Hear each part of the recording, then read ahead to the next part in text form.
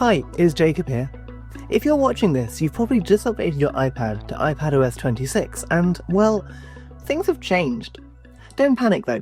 In this short video, I'm going to go over all of the new multitasking features and how you can easily get to grips with them. The new iPadOS 26 update not only changes how the iPad looks with the new liquid glass style and buttons, but more importantly, it also changes how it works in some very significant ways.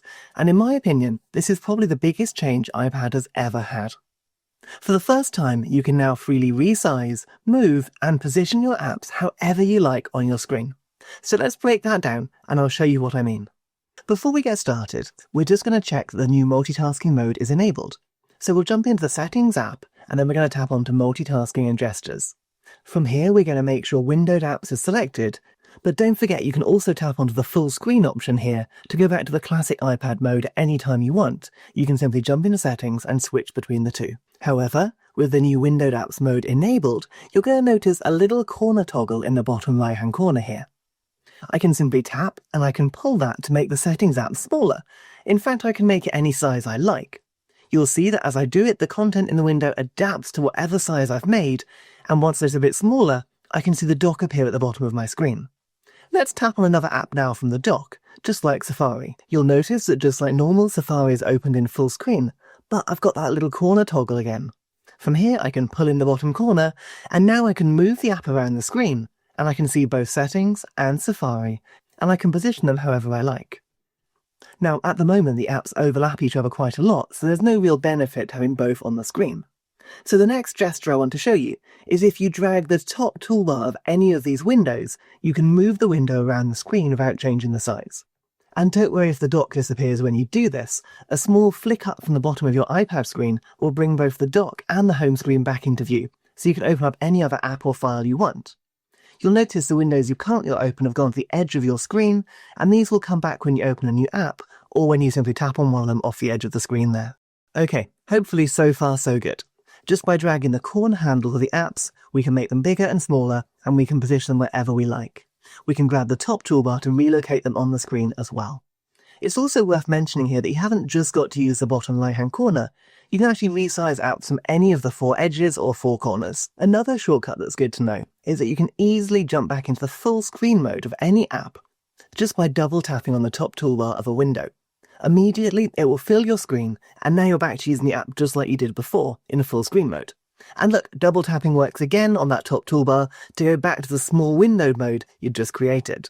This works on any app, and it makes it easy to switch between using a single app and multitasking mode.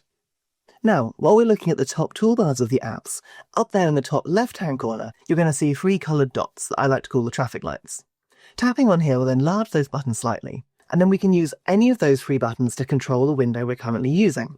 So if you tap onto the red one, that's going to completely close the app, a little bit like if you close it from multitasking mode.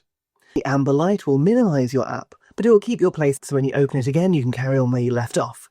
And the green light, well, that will take it between full screen mode and windowed mode, just like double tapping the top toolbar does. Okay, so we're nearly there. Hopefully you're still with me, as the next thing I want to share is a shortcut that I find incredibly powerful on my iPad. Before I do that though, if you've learned something new from this video so far, you might like to subscribe to my YouTube channel. There are lots more tips and tricks just like this to help you make the most of the iPad, and I've got loads of interesting content planned for iPadOS 26 and beyond. It helps my videos grow and get seen by more people too, so I'd be really grateful if you did think about subscribing. Okay, whilst it is useful to position lots of apps all over your screen, a lot of the time I find myself wanting to just have perhaps 2 or 3 apps side by side so I can work on a project. We used to have a feature called Split View to do this, but that's gone in iPadOS 26, and it's been replaced by something really quite clever. So we're going to press and hold the green traffic light this time. We're not just going to tap it, we're going to press and hold it to open a new Arrange menu. Just like that, I've got 2 rows of options. The first row at the top will apply settings to the app window that I'm currently using, and the bottom set will apply it to all the windows I've got open on my iPad at this moment in time. So, just like this, I can make the Safari window fill the top half of my screen by tapping on the button here.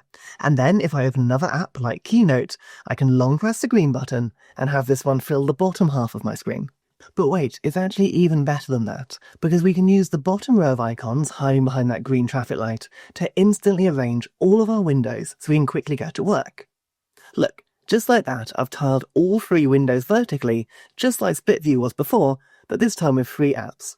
And yes, I can still grab those little handles between the apps to decide which ones I want to be wider or thinner, just like before. And of course, when I want to focus on a particular app, I can just double tap on the top toolbar, or press the green traffic light once to go back to full screen mode. There's actually one more feature hiding at the very top of our screen in iPadOS 26, which I'll just point out quickly while you're here.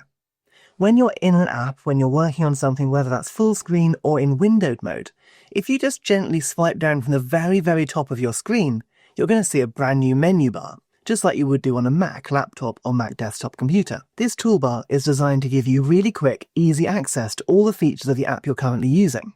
And so in Safari here, you can see I've got options to control my different tabs, to close tabs, to make private tabs.